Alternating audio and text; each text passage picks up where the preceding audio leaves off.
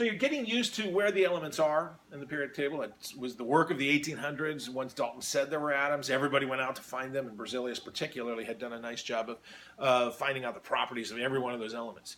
What's the rest of since the 1900s has been our job to figure out when they get together in new combinations, how do their properties change? So the first step in that is to organize all of these elements that are coming in. So mid to late 1800s, the Russian scientist Mendeleev said, let's take a look at what the elements' reactivities are, and let's line them up according to their masses based on Berzelius' work. When he did, he started saying, well, wait a minute, hydrogen, then I've got helium, I've got lithium. Wow, lithium looks a lot like hydrogen, so I'm going to stick it underneath here as a chemical that looks similar.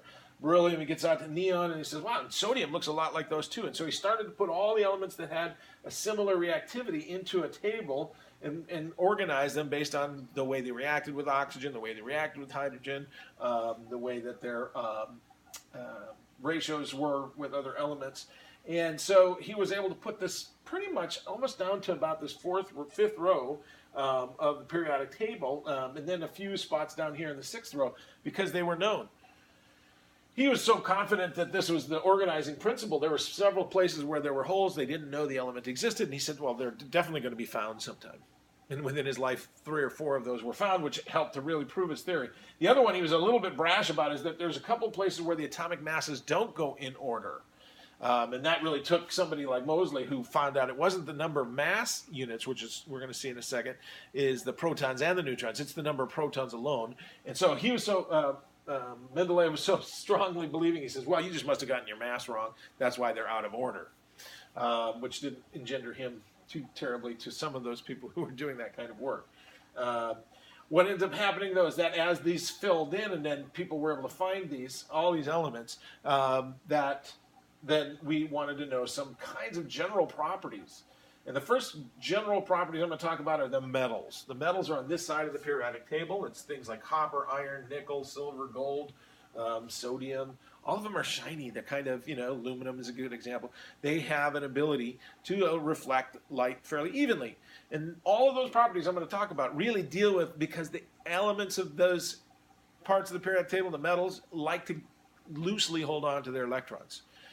Because light interacts with electrons, when it absorbs it, it'll cause the electron to jump out, and then it gives back off its its energy as light. That's what makes it have a nice smooth surface and ability to reflect really evenly. If you stick any metal into a socket, the electrons that'll get pushed from the voltage there get pushed in your hand, you'll get a shock because it conducts electrons well.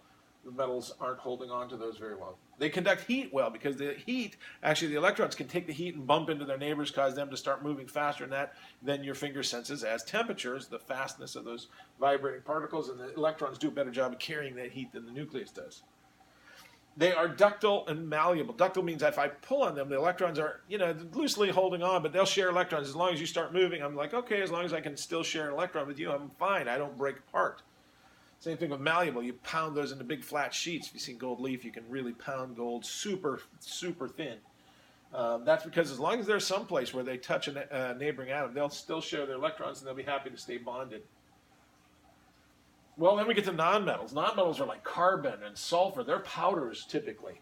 Why? Because if they give their electrons, they give them in certain conditions, like they have to be at a certain angle. When you try to move that substance, they'll just shatter apart. They hold on to their electrons, and they don't allow heat to pass on, because their electrons are held close to each other. They don't allow them to go move on to the next atom, start bumping into that, and cause that heat to be able to be passed. So they don't conduct electricity. They don't conduct heat.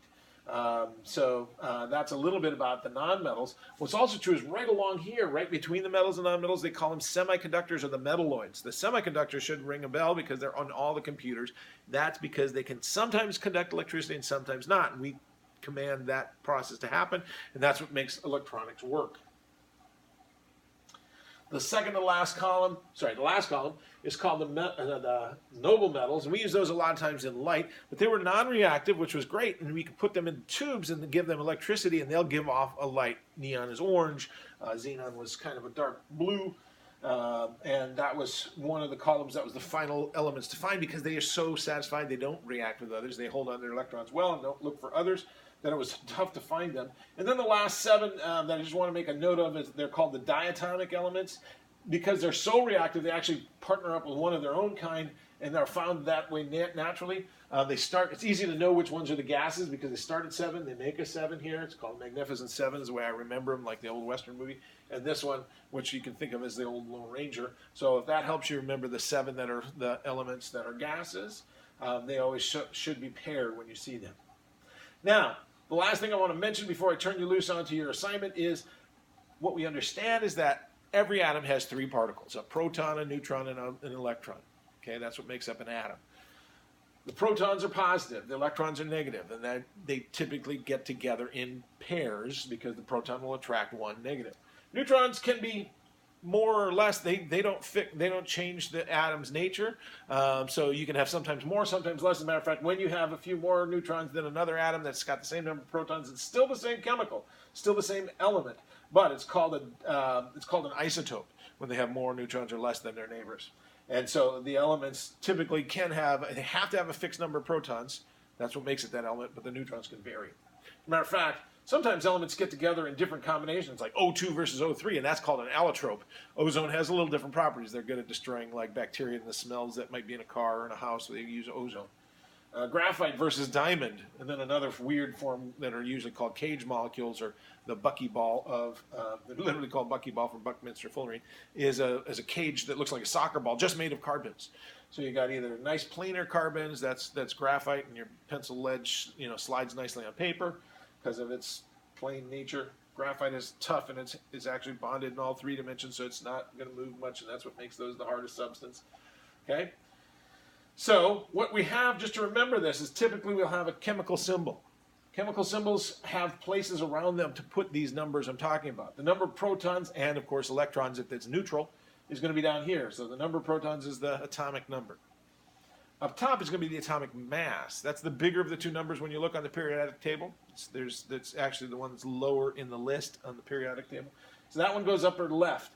That's the number of protons plus neutrons. So if you look at the difference between here, this is the protons, this is protons, neutrons. The difference between those is the number of neutrons that atom has.